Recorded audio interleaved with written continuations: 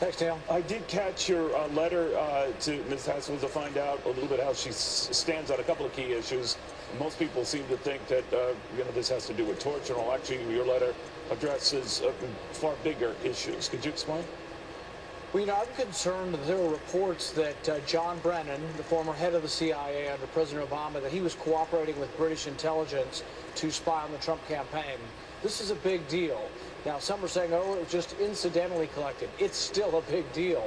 And there is a question. There are some accusations that it was actually ordered by President Obama's administration, either through John Brennan or others. Gina Haspel is the acting director of the CIA. She's high enough up in the CIA. I think we should know what she knows about whether the Trump campaign was surveilled upon. We do know that John Brennan, since he's left government, has become an outspoken partisan against the president in very defamatory terms. So, yes, I'm concerned about Gina Haspel being a close acolyte of John Brennan. I'm also would like to know from her before she's appointed, if she is indeed appointed, I would like to know what does she know about the surveillance of the Trump campaign and why was the CIA involved? Do you think that she shares former Director Brenner's contempt? I think that she is a close acolyte of John Brennan, so I think some have called her a protege. And I worry that now we've seen John Brennan's stripes. We've seen that he's a dyed-in-the-wool partisan, a hater of Donald Trump. And so I don't want people running our intelligence agencies that have an axe to grind or have some sort of partisanship lurking beneath the surface. So there's many reasons why I oppose her. Number one still is torture, that we shouldn't torture and we shouldn't reward somebody who's in charge of a torture program. Number two, we were sending people to be tortured. The CIA was sending people to be tortured in Assad's Syria. Now we say Assad is a terrible guy because he gassed his people in all likelihood. Well, we didn't. Somebody in the CIA thought he was a great guy because he was so barbarian and would torture people. The problem is about 20% of the people that were tortured were the wrong identity. We got the wrong people. And that just is a mistake in a dark period in our history, and we shouldn't reward someone like Gina Haspel. What do you think of these new revelations now that the North Koreans want out of talks, at least for the time being, with the South Koreans?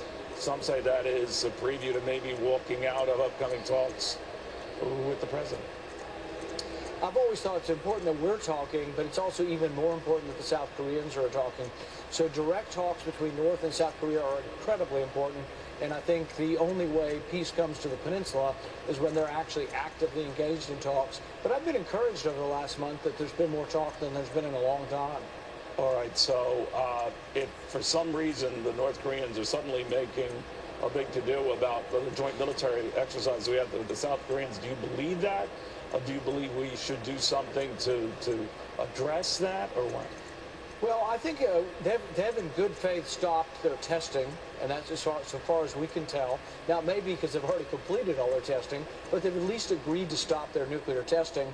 I think not doing military exercises would actually be a show of good faith on our part. Doesn't change anything permanently, but delaying that until after talks, I think, would be a good idea.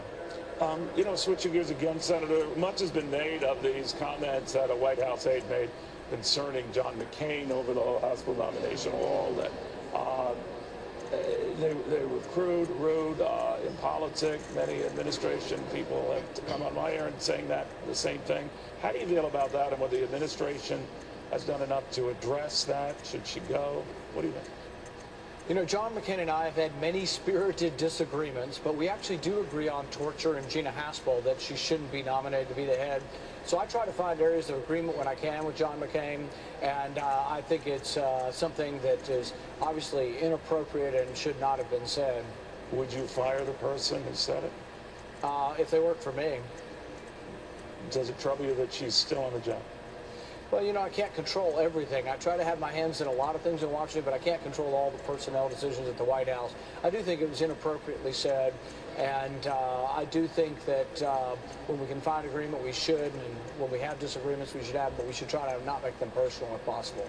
The president's been much more concerned with the leak itself. What did you think of that? Well, it is important that you be able to discuss things behind closed doors and that you not have everything said in public. And so I think they do have a problem with the White House with leaks. But I think they're both the problem, both the insulting nature of what was said and the leak. You know, you're pushing me on a balanced budget plan. We don't have much of time, but is it your concern here that no matter what you do, they'll just keep spending willy-nilly? Republicans say they are conservative. They say and vote for balanced budget amendments that balance in 5 years, but then they do the opposite. They vote to bust the budget caps, and they give us more and more debt. So I'm putting forward a balanced budget. It balances in 5 years. It's called the penny plan. We cut 1 penny of every dollar. This is exceedingly popular with the American public. It's what we say we are for. I'm going to give senators on Thursday a chance to vote on this. It will be a privileged vote. I will get a vote, and conservatives will be put on record whether they're really conservative or not. It makes a lot of sense. I want to have you back to talk about that because it's actually far less painful than people would think. Senator, thank you very much.